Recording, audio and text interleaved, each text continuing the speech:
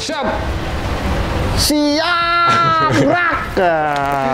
Assalamualaikum. Assalamualaikum warahmatullahi wabarakatuh. Ketemu lagi nih guys, bareng kita Kak Joni. Eka dan Joni, kayak gitu. Aduh, saya Budiansyah dan juga Joni Mulia. Bang. Kita akan membahas hal yang yang lagi hangat Bang pastinya. Iyalah, baru naik dari penggorengan, lagi ditiriskan. Oke. Jangan lupa nih, teman-teman tetap taati prokes, Ya. jaga 5M. 5M guys. 5M. Pokoknya jaga kesehatan sih yang pasti. Kesehatan dan Bahagiaan. bahagia. Itu Kenapa? penting. Karena kita ya istilahnya menjaga kesehatan. Ini lagi ada perubahan cuaca nih Bang. Satu itu, Yang kedua juga ya yang pastinya takutnya nih kalau mamanya kita lupa tidak prokes, kejadian Naik lagi, ini Bang. naik lagi. Amit-amit sih, kita semoga harapkan enggak sih Bang ya. nggak sampai kejadian. Oke. Nah, Bang, tadi kita bicara kita akan membahas sesuatu yang lagi hangat nih. Hangat. Fabio Quartararo pastinya karena dia menjadi ya juara dunia MotoGP 2021. Kalau dalam bahasa Prancisnya dia punya itu Champion du Monde. Oh, Anjir, sampai presidennya Emmanuel Macron aja ngasih selamat. Oh, iya. Bahasanya tuh wah, bahasa Prancis lah pokoknya. Cuma untungnya di Twitter itu ada translate, jadi bisa diartikan. Situ kan orang sastra Prancis. Iya udah lama. Ini agak-agak ini juga nih karena tidak terlatih ya, ibarat motor disimpan lama ya kan mesti dipanasin dulu, Oh, iya, apalagi iya. biar tune in lagi. Nah, Bang, ini Iya, kita iya. bicara tentang Quartararo. Memang udah layak ya Saya Quartararo pikir untuk menjadi juara dunia ya. Layak banget. ini. Layak banget ya. Iya, Kita bahas tentang Quartararo, sedikit perjalanan betul. ketika dia memulai di CV ya Bang, CV Moto2, Moto3. Moto3. Iya. Nah, gimana nih Bang? Sepak terjang Quartararo ya dari CV sampai akhirnya di MotoGP nih Bang. Sebenarnya di CV Moto3 itu dia udah luar biasa. 2 kali Bang. 2 kali dia juara, itu dominan, tampil sangat sempurna, dan bahkan banyak orang yang mungkin tidak ngeh nih bahwa Quartararo ini sebenarnya gemblengan juga dari manajernya Marc Marquez, yaitu Emilia Alzamora. Oke. Makanya waktu itu masuk di tim Estrella Galicia, Ya. yang juga menggembleng waktu itu adiknya Marc Marc Marquez, Marquez, si Alex Alex Marquez. Marquez dan juga Alex Rins. Nah, bahkan waktu itu sempat masuk di tim Estrella Galicia. Sayangnya, ini agak aneh, tampil di Chef Moto3 waktu itu sangat luar biasa, Ya. menang banyak dominan, tapi pada saat masuk kompetisi sesungguhnya, Di Moto3, di Moto3 World Cup. World Cup dia malah Down, Bang. down, jelek, tidak pernah menang, dan bahkan pindah tim juga begitu, sampai akhirnya sempat agak sedikit kehilangan pegangan, memutuskan untuk naik ke Moto2. Moto2. Nah, di Moto2 pun ya tampil tidak begitu ciamik. Baru ciamik-ciamik itu bersama Speed Up. Ya. Itu pun karena dia istilahnya apa ya, tampil bagus di seri Catalunya waktu itu. Dia Ya. menang dengan, pada saat itu Speed Up memang bukan sasis andalan di Moto2 karena yang lain pakai Kalex. Quartararo menunjukkan dia berhasil menang. Pada saat itu kebetulan yang namanya ronde Catalunya ini kan menjadi ronde yang paling bergengsi lah, didatengin oleh petinggi-petinggi MotoGP, Iya. terus bos tim MotoGP melihat nih talenta seorang Quartararo.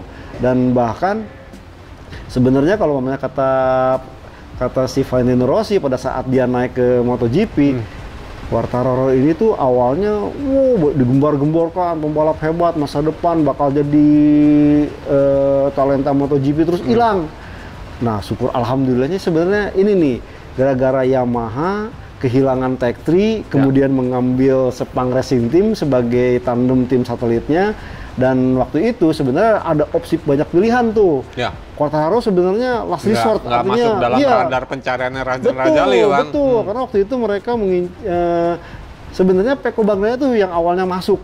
Karena waktu itu Pecco Bagnaia diambil oleh Ducati, itu Ya. sampai ngomong lama ngobrol dengan Valentino Rossi, keputusannya gimana. Akhirnya Valentino Rossi rela melepaskan Pecco Bagnaia, bergabung dengan Ducati. Ya. Nah, kemudian sebenarnya yang masuk radar adalah Dani Pedrosa. Ya. Karena waktu itu kan udah ada Franco Morbidelli, mau ditandemin. Siapa nih yang paling ininya? Dani Pedrosa. Karena Pedrosa mampu mengembangkan motor, punya kehebatan. Ternyata waktu itu Pedrosa masih dipegang oleh Honda. Ya. Dan Pedrosa pun memilih untuk tidak tampil dulu karena baru kemarin pensiun, mengumumkan pensiun. Masa nggak jadi tahun depan balapan lagi? Nah dari situ kemudian mereka melirik seorang Fabio Quartararo yang waktu itu ya belum apa-apalah, ya tanda petik secara kontrak pun masih bisa, itu dia, nilainya tidak terlalu mahal. Nah, itu dia, Bang. Ternyata ya istilahnya itu ini dia itu datang kemudian berada di tempat yang tepat dan satu hal adalah kita ingat bahwa semua pembalap mengatakan bahwa motor Yamaha YZR M1 adalah motor yang sangat friendly user buat seorang rookies. Ya. Dan itu akhirnya terbukti. Artinya benar-benar klop lah antara mur cewek dengan mur laki ini klop. Ya. Quartararo tampil cukup bagus, bahkan di 2019 menunjukkan talentanya.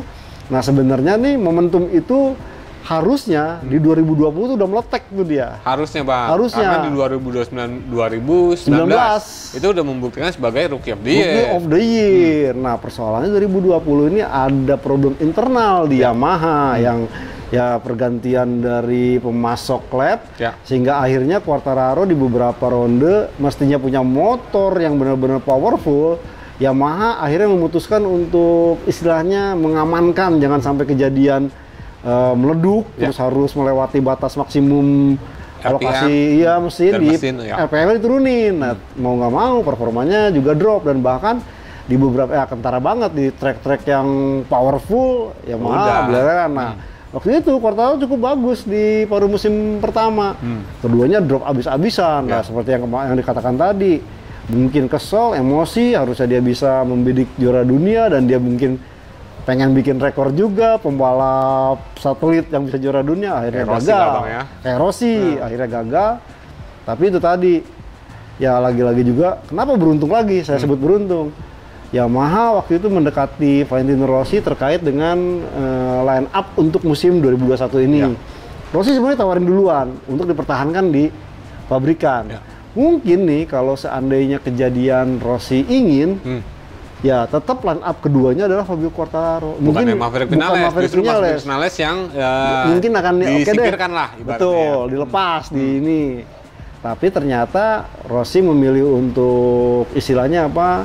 Melihat atau konsisten dengan keputusannya bahwa dia pengen lihat dulu 5 ronde putaran pertama seperti apa performanya. Kalau bagus dia akan berpikir ulang. Akhirnya Yamaha memutuskan untuk kalau pamannya itu tidak bisa nunggu, Yamaha pengen melangkah lebih jauh, makanya dia memilih Maverick Vinales dan Quartararo. Dan ternyata dengan istilahnya amunisi pabrikan, Quartararo benar-benar menunjukkan bahwa udah langsung benar-benar bagus, klop, dan juga perubahan yang diberikan Yamaha kepada Quartararo dan feedback Quartararo itu terbukti klop. Tidak seperti dengan Maverick Vinales, dan karena ya kalau kita lihat Yamaha saat ini itu ya lagi-lagi seperti kemarin bocoran dari Andrea Dovizioso untuk pabrikan Jepang, dia mengalami di Honda, kemudian mengalami di Ducati dan sekarang kembali dan sempat di Aprilia dan kembali ke Yamaha. Ini memang agak sedikit birokratif, artinya terlalu cukup panjang gitu, tidak langsung misalkan saat di Ducati dia mengatakan kekurangan ini itu langsung di follow up. Dan sementara Fabio Quartararo kemarin itu dengan hanya request tidak terlalu banyak, dia minta untuk mengatur artinya kendali traksinya jangan terlalu powerful dan dia mengadopsi gaya balapnya yang agresif dan bahkan seorang Gebelini selaku kru chiefnya mengatakannya Fabio Quartararo itu dengan YZR M1 itu kayak pasangan dansa gitu. Nah ini yang sebenarnya menjadikan Quartararo ini cukup layak tahun ini, dan satu hal mungkin dia juga ingat apa kata Wilco Zellenberg saat menjadi manajer timnya. Apa tuh, Bang? Karena waktu itu dengan performa di 2019-2020, Quartararo tuh sempat dirayu-rayu oleh Ducati untuk bergabung, karena setelah Maverick Vinales gagal, itu Quartararo, karena Quartararo waktu itu kan masih ya istilahnya ya baru naik-naiknya lah. Cuma Wilco Zellenberg bilang, Quartararo jangan istilahnya besar kepala dulu nih, mentang-mentang kemarin performa bagus bersama Yamaha.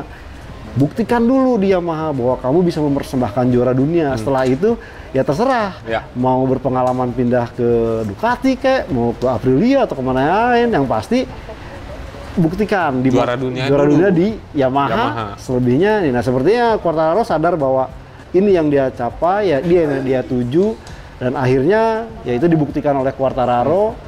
Plus juga ya di tahun 2021 ini ya praktis rival-rivalnya tidak ada yang lebih konsisten. Ya. Bagaimana seorang Joan Mir juara bertahan harus terseok-seok. Itulah dia. Kemudian juga belum pernah menang nggak sampai saat Belum, ini. belum. Kemudian juga Marc Marquez belum terlalu sempurna kondisinya, faktor kondisi Fisik ya. fisiknya. Nah, ada yang sempurna pun ya baru-baru pertengahan paruh musim. Nah itu dia. Ya, Bagnaia. Peko Bagnaia gitu. Sebenarnya saya sih berharap malah tuh Jack Miller gitu mulai bisa, ternyata Jack Miller pun Ya, sempat bagus di paruh di musim paruh pertama, musim Bang. pertama kemudian drop. Dari sini Quartararo pun sadar bahwa lawan-lawannya ini inkonsisten nih. Itu dia. Quartararo coba ubah bahwa Dia harus konsisten. dia harus konsisten dan memang ya ditambah lagi bahwa ya itu tadi mungkin di tahun depan nih kalau benar Quartararo pengen mempersembahkan atau mempertahankan gelar juara dunianya, ya Quartararo harus mulai mencari istilahnya ya formula atau gaya bagaimana dia bisa tampil di kondisi lintasan basah. Ya. Karena itu memang PR-nya untuk PR Fabio Quartararo. Oh, sama satu lagi. Apa tuh, Bang? Start. Oh, Itu. masih agak kurang-kurang bagus ya, Bukan, Bang? karena saya melihat nih Yamaha dari zaman Rossi, Lorenzo, Viñales, kemudian sekarang Quartararo. Cuman Lorenzo doang nih yang startnya Bagus. wah, bagus mulu, makanya Bahkan dia sampai di Amerika sampai- keberatan bagus. Iya, Jam start. jam start, dan ngacir gitu. Aduh, Ya sayang mungkin banget tuh. mungkin ini yang mungkin seandainya Quartararo bisa juga melakukan perubahan dengan gaya startnya, karena kalau saya lihat ya saya kadang-kadang melihat bahwa saat ini masih Marc Marquez nih yang punya start luar biasa. Luar biasa. Kalau Ducati ya wajar karena di Banyak dibantu alat offset Bang. device depan belakang. Nah sementara untuk Honda dan seorang Marc Marquez malah emoh gitu. Ah ngapain pakai alat ini, dan dia menunjukkan gaya balapnya luar biasa. Ya. Oke, jadi sebenarnya satu benang merah nih, Bang. Ya. Bahwa karena benang merah tersebut akhirnya Quartararo mampu juara dunia, Betul. yaitu konsistensi ya, Bang. Konsistensi. Poin. Betul. Walaupun ya sebenarnya di Emilia Romagna itu kemarin adalah start terburuknya dia Terburuk dia. dari posisi 15. Iya, dan harus sebenarnya- merangkak dari Q1 kan. Dan itu pun sebenarnya kan waktu kemarin itu di Q1 itu bukan sebenarnya Quartararo buruk, Ya. tapi dia kan terkena problem ada insiden crash Danilo Petrucci dan Enea Bastian ini sehingga hot lap-nya dibatalkan. Karena yellow flag muncul. Betul. Dan itu apesnya giliran dia mau ngelewatin itu. Itu pas di depannya otomatis. Sektor 1, sektor 2, Iya. red flag, bukan red flag, sorry. Yellow flag. Dan akhirnya mau nggak mau nih, catatan waktu terbaik dia dan Dibatalkan. itu. Sempat masuk 13 kan cobain, lumayan ternyata dibatalkan juga akhirnya start di posisi 15. Gitu. Nah, Bang, Ya, ini gue tertarik sama salah satu ya bisa dibilang pertanyaan ketika di media scrum kemarin. Quartararo ditanya bahwa menurut lu Yamaha YZR M1 itu adalah motor terbaik untuk di tahun ini. Dan Iya. dia jawab, kalau dibilang terbaik, enggak. betul. Karena kenapa? Ya masih banyak kekurangan. Betul. Terutama yang diungkap adalah Top speed. Top speed, Bang. Top speed tetap. ini top speed jauh banget. Ya, Jauh banget Betul. jika dibandingkan sama kompetitornya, apalagi setuju. Ducati. Betul, Ducati. Ini jauh banget. Jangan Ducati, Aprilia yang itu aja masih kalah. Nah, gitu. Jangan Ducati, Suzuki aja masih kalah. Itu dia, sesama inline ya. Inline, Itu betul. masih ya bisa 5 km, bisa Iya, 10 km dari per Suzuki. jam, betul. Apalagi dengan Ducati berarti kan, Bang. Ducati kalau ngomongnya Bisa 20. Iya, udah tracknya power track sih udah. Nah, ini jadi berarti kan kalau kita ya tarik secara logika, Betul. bukan cuma karena Yamaha Iya, yang membuat Quartararo bagus. bagus. Tapi memang dari sisi Quartararo-nya sendiri. Quartararo-nya sendiri, betul. Menurut Bang Joni, Ya. dengan ungkapan seperti itu gimana? Saya melihat memang ini tugas ya, karena waktu kita ingat nih, melihat hampir 2 tahun belakangan ini Yamaha masih kelimpungan dengan sektor riset dan pengembangan. Ya. Bagaimana kita ingat tahun lalu ada seorang Jorge Lorenzo, tapi dipertanyakan Quartararo, kok nggak ada feedbacknya? Kada ini ya. Kemudian tahun ini dengan Cal Crutchlow, dan bahkan Cal Crutchlow ini entah gimana rimbanya malah muncul seorang Andrea Dovizioso. Jadi ini mungkin menjadi pertanyaan, istilahnya pertanyaan yang wajar dari seorang Quartararo. Mungkin dia tidak langsung menunjuk ke Yamaha, tapi ini melihat kondisi yang ada bahwa Yamaha harus segera membenahi gap antara tim riset pabrikan dengan pembalapnya langsung. Ya. Karena dibandingkan dengan skuad yang lain, saat ini memang agak jomplang ya, Bang? Jomplang. Dan sebenarnya Quartararo ini sendiri pun, ya kebetulan dia minta permintaan yang dia pengen, yang dirasa pun cukup istilahnya masih bisa dilakukan oleh Yamaha Motor Company, yaitu hanya mengubah bagaimana si kendali traksinya tidak terlalu dominan. Dan dia mengubah gaya balapnya. Tapi kan kalau pamannya melihat soal top speed, ini udah dikeluhkan Valentino Rossi dari 2017, dikeluhkan oleh Maverick Viñales yang akhirnya dia hengkang ke Aprilia. Dan notabene ya Sumi pun tidak banyak berkomentar bahwa dia coba untuk menjawab hal itu, cuman problemnya adalah seandainya dia mengganti istilahnya daleman sehingga powernya lebih banyak, ini akan mengkompensasi atau mengubah infrastruktur yang lainnya, mungkin kelincahan, mungkin juga distribusi tenaga motor M1 dari gigi rendah ke gigi atas, dan yang pasti kan juga tentunya dengan top speed ini mau nggak mau harus mengubah istilahnya konstruksi ergonomi pembalapnya dan juga konstruksi knalpotnya yang saat ini memang dirasa paling ini. Karena nih kalau kita lihat bagaimana Ducati begitu jor-joran dengan pengembangan riset dari aerodinamikanya, Yamaha nggak terlalu. Terus kita lihat bagaimana ya Honda udah langsung pamer dia mau pakai salad box atau damper internal kayak Ducati. Yamaha enggak. Jangankan itu, yang Ducati tahun 2019 memperkenalkan spoon yang di depan roda, di belakang roda belakang di dekat sasis. Yamaha belum juga, meskipun mereka bilang saya udah pakai duluan, tapi ternyata itu kan pemecah air diffuser, water diffuser ya, untuk memecah air saat hujan. Jadi emang masih belum jelas nih Yamaha pengembangannya seperti apa. Dan benar kata tadi Eka bahwa sebenarnya dengan perubahan yang ada, ya Yamaha itu tidak terlalu banyak berubah. Hanya memang Quartararo memberikan feedback yang ada, mengubah sedikit elektronik dan terutama di bagian kendali traksi. Selebihnya adalah Quartararo yang istilahnya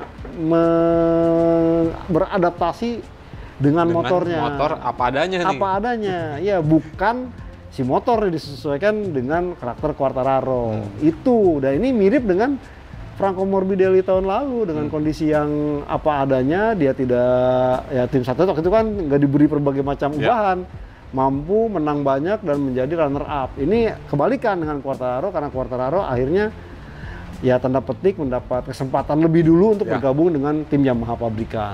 Oke, jadi bisa dibilang bahwa ini adalah ya berkat kehebatannya El Diablo, LD1 Ablo. Itu nggak tablo. Jadi ya itu Bang ya, bahwa ya ini murni nih. Murni Fabio Quartararo ya berhasil mengangkat derajat Yamaha nih. Derajat Yamaha, betul. Karena Quartararo sendiri bilang bahwa ketika Yamaha akan menambah ya top speed, gue akan berjanji bahwa gue akan bisa lebih bagus lagi. Betul. Ya mungkin ya Bang. Iya. Jumlah kemenangan seri akan lebih banyak. Betul.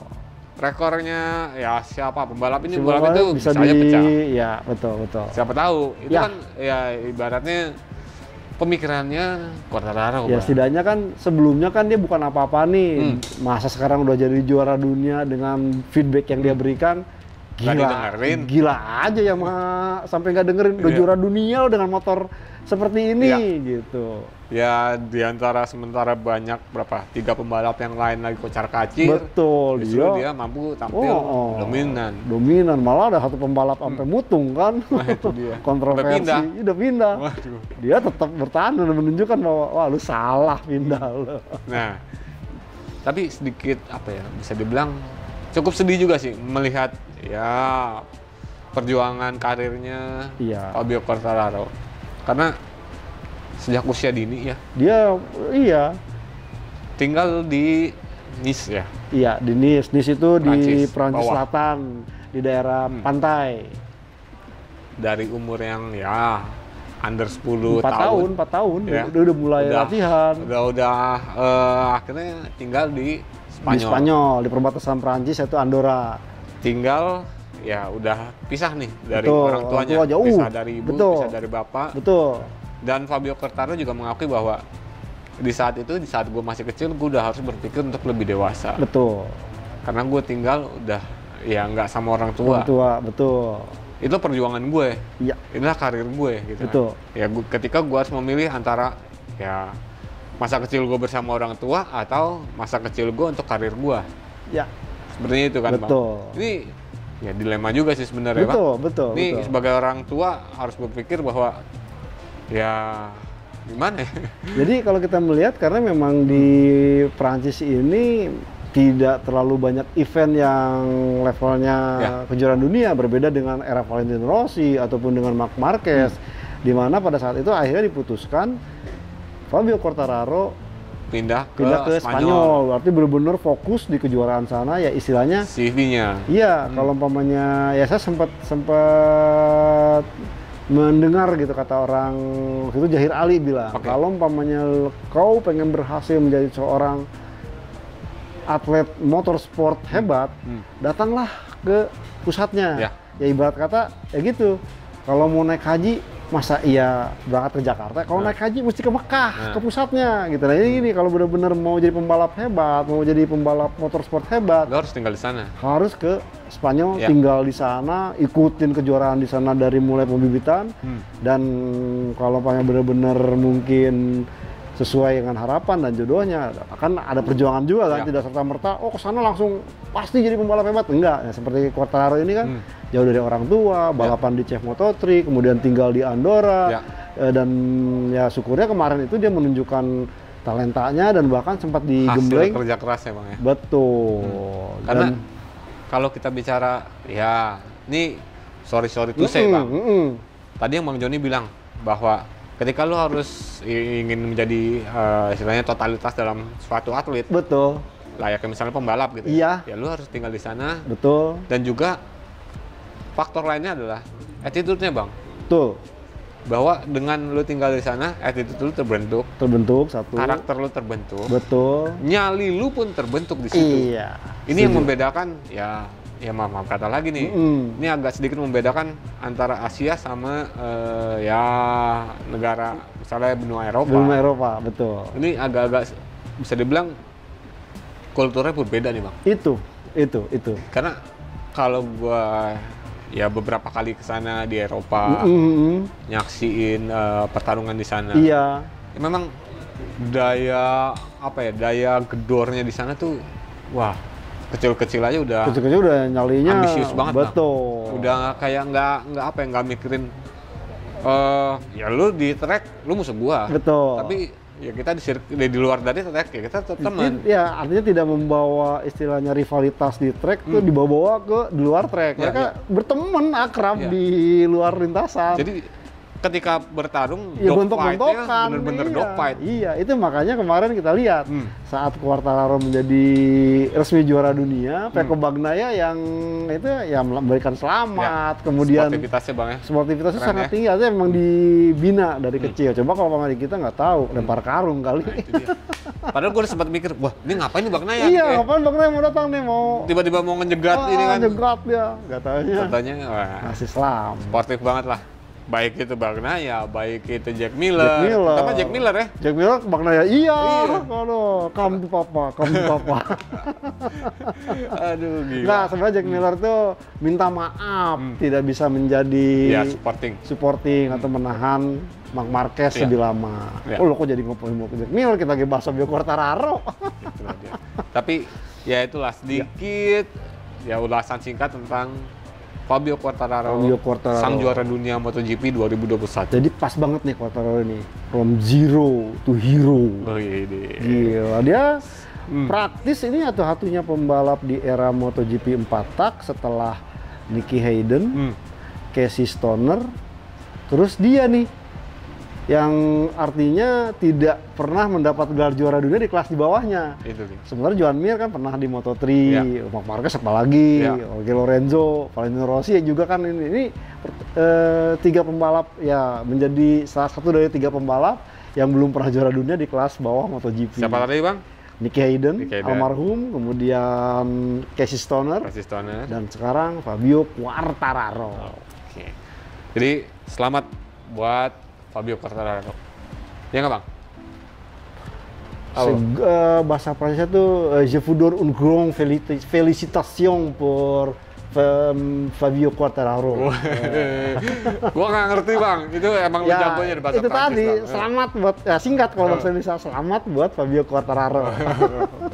Oke, guys, nanti kita akan ketemu lagi. Tapi ini kita ngebahas Quartararo hanya untuk apa ya? Ya sedikit reminder lah bang, Iya, bahwa jadi memang dia pantas untuk jadi juara dunia. Apresiasi gitu. Jangan Apresiasi. sampai ya perjuangan dia sampai akhirnya menjadi juara dunia itu benar-benar bukan pekerjaan mudah Ya. gitu. Nah, selain Quartararo sebenarnya kemana ada yang selebrasi lagi tuh bang? Iya. Iya nggak? Betul. Selebrasi perpisahan tapi Valentino Rossi. itu gue sempat mikir, bisa nih di mana ya ngeliatnya? Yang satu selebrasi perpisahan, yang satu selebrasi menyambut juara dunia. juara dunia. Yang satu perpisahan kayaknya jadi ketutup sama yang ini atau yang satu ini Tapi jadi ketutup sama enggak, ini. tapi enggak. Ternyata enggak ya. Enggak, karena apa? Itu tadi, kita tahu Fabio Quartararo idolanya itu Valentino Valentino Rossi. Rossi. Jadi semua fansnya sadar bahwa, oh ini artinya fans gua juga Ya. nih, karena dia mengidolakan fans. Dan notabene seperti sempat kita ulas bahwa hampir mirip nih si Quartararo dengan Valentino Rossi, bagaimana dia tampil di debut di tim Yamaha, kemudian jadi juara dunia. Kemudian yang uniknya juga nih, kita tahu Valentino Rossi kan punya sekondan tuh Uchiyo. Ya. Itu teman dari TK. Quartararo juga sekondannya, si Tom itu yang suka nemen-nemenin, Ya. itu pun teman dari TK-nya Ya. gitu. Jadi benar-benar istilahnya ada hampir kemiripan. Ya nggak salah gitu kalau Quartararo begitu mengidolakan Valentino Rossi. Bukannya cocok logi kan Ya, bang? bukan cocok logi nih, mah bener-bener ya mungkin suatu hal yang kebetulan. Oke bang. Oke, Nah, tapi untuk yang Rossi ini kita akan bahas belum ending bang. belum. Masih ada 2 seri. Masih ada Portugal dan juga Valencia. Baru kita akan bikin best moment untuk Valentino Rossi. Betul, sabar pokoknya guys, sabar. Oke bang. Oke, Guys, saya Kabudiansyah dari Autores ID dan juga gridauto.com. Terima kasih sudah menyaksikan. saya Juniono Mulia dari motorplusorlan.com. Terus pamit. Assalamualaikum. Warahmatullahi wabarakatuh. See you. Sampai jumpa.